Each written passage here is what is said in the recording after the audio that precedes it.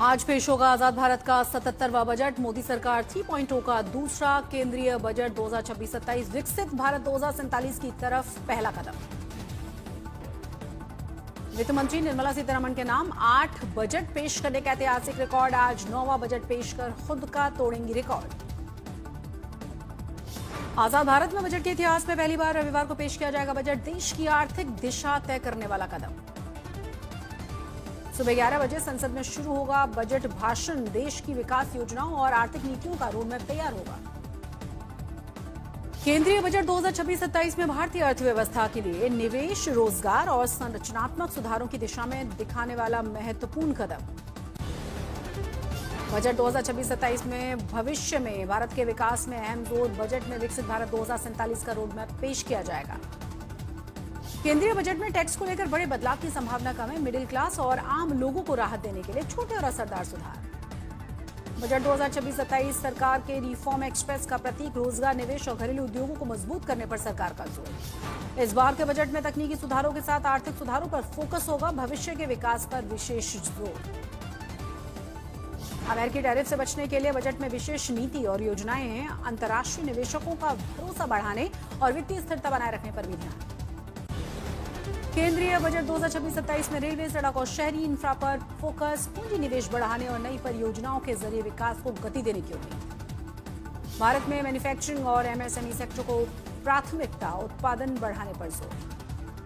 इस बजट में डिफेंस और इलेक्ट्रॉनिक्स को बढ़ावा। आधुनिक उपकरणों और घरेलू निर्माण को बढ़ावा। ग्रीन एनर्जी, ग्रीन हाइड्रोजन और इलेक्ट्रिक मोबिलिटी के उत्पाद में तेजी। आत्मनिर्भरता पर सरकार का फोकस। कृषि, स्वास्थ्य, पर्यटन और लॉजिस्टिक्स में सरकार विशेष निवेश और नई योजनाओं के जरिए आर्थिक वृद्धि को बल दे सकती है। सुनेत्रा पवार ने महाराष्ट्र की पहली महिला उप मुख्यमंत्री के रूप में शपथ ली। अजीत पवार के निधन के बाद एनसीपी ने सर्वसम्मति से चुना। मुंबई में शपथ ग्रहण समारोह में सीएम फडणवीस और एकनाथ शिंदे भी मौजूद थे। अजीत दादा अमर रहे के नारों के साथ भावुक माहौल।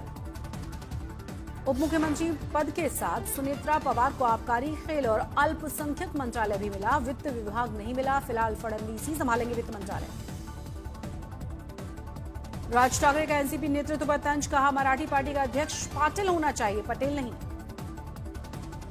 एनसीपी शरद पवार गुट के अध्यक्ष शशिकांत शिंदे का बयान। महाराष्ट्र शोक में था। शपथ ग्रहण का फैसला शरद पवार को बताए बिना लिया गया। इतनी जल्दबाजी क्यों है? बंगाल के बैरकपुर में अमित शाह का ममता सरकार पर बड़ा प्रहार। बीजेपी कार्यकर्ताओं के बीच बोले, घुसपैठियों को संरक्षण देने वाली सरकार की विदाई तय। पश्चिम बंगाल के बागडोरा में बोले शाह, बंगाल में ममता बनर्जी की सरकार से बड़ी भ्रष्ट सरकार देश में नहीं है। कुणाल घोष का अमित शाह पर पलटवार का। घुसपैठ के आरोपों से भ्रम फैलाया जा रहा है। एसआईआर को लेकर ममता बनर्जी ने फिर से लिखा है सीसी ज्ञानेश कुमार को पत्र। सोमवार को दिल्ली में होगी उनसे मुलाकात।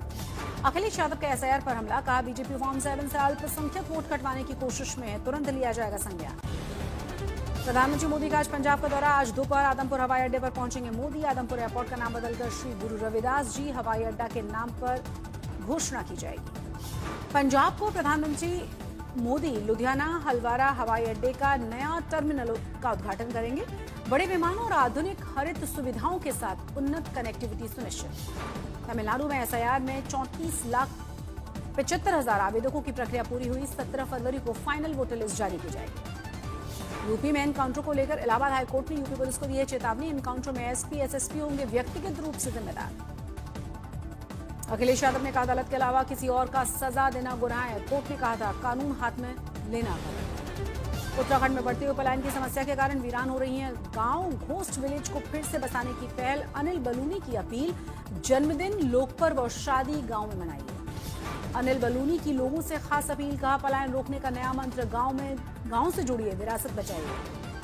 गुजरात, राजस्थान की तर्ज पर हिमाचल में भी सरकारी विद्यालय होंगे। हमारा विद्यालय हमारा तीर्थ योजना को लेकर धर्मशाला में राज्य स्तरीय कार्यशाला पर चर्चा।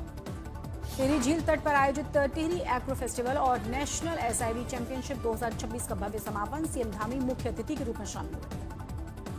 टिहरी एग्रो फेस्टिवल में देश विदेश से आए पैराग्लाइडर्स, पायलट्स ने आकाश में रोमांचक और हैरत अंगेज करतब दिखाए। 30 अप्रैल तक पूरा हो जाएगा राम मंदिर का बचा हुआ निर्माण कार्य। राम मंदिर निर्माण समिति के अध्यक्ष नृपेंद्र मिश्र ने जानकारी दी। एलएनटी और टाटा कंसल्टेंसी सर्विसेज की टीमें हर वक्त मंदिर परिसर में रहती हैं तैनात। किसी भी तकनीकी दिक्कत का तुरंत किया जाता है समाधान। ऑडिटोरियम निर्माण का काम जोरों पर चल रहा है। मंदिर निर्माण में अब तक खर्च हो चुके हैं 1900 करोड़ रुपए। अयोध्या में प्रस्तावित कैंसर इंस्टीट्यूट का डिजाइन तैयार किया गया, जल्द शुरू किया जाएगा निर्माण। इंडिया 2026 में ऑस्ट्रेलियन बादाम डिजिटल न्यूट्रिशन बुक लॉन्च की गई। संतुलित आहार और बेहतर सेहत पर रखा गया विशेष ध्यान। अमरावती में एक स्कूल में साहित्य गोदाम में लगी थी भीषण आग, कई कड़ी मशक्कत के बाद काबू पाया गया। लाखों रुपए के शैक्षणिक सामान जलकर खाक। जमशेदपुर में स्कूल में कक्षा में अज्ञात लोगों ने लगाई थी आग, बेंच और किताबों और अन्य सामग्री जलकर खाक हुई। मामले की जांच जारी। जामनगर में कार में भीषण आग लगी थी, धुआं निकलता हुआ देखकर सूझबूझ दिखाकर ड्राइवर ने अपनी जान बचाई। साबरकांठा के हिम्मतनगर में कपड़े की बैग बनाने वाली कंपनी में भयानक आग लगी, मौके पर पहुंची फायर ब्रिगेड ने काबू पाया। देहरादून में आग की भीषण लपटों में धू-धू कर जल गया था लकड़ी का मकान, सारा सामान चढ़ा। आग की भेंट, पीड़ित परिवार से छिन गई छत। असम के श्रीभूमि में तेज रफ्तार डंपर से टकराई थी ट्रैवलर बस, 17 घायल हुए, 3 की मौत हुई, घायलों का इलाज जारी। आगरा में धुंध से सड़क पर पड़ी हुई मिट्टी के ढेर से टकरा गई गाड़ियां, कई वाहन क्षतिग्रस्त हुए। चेतावनी निशान या संकेत बोर्ड न होने के कारण घटना। मोरबी के बाकानेर में तेज रफ्तार डंपर ने टोल बूथ और बैरिकेड्स को टक्कर मारी, हुआ फरार। मामले की जांच जारी। बरेली में नवाबगंज में एक युवक की रील बनाने के चक्कर में जान गई, पत्थरों की चपेट में आने से हुआ हादसा।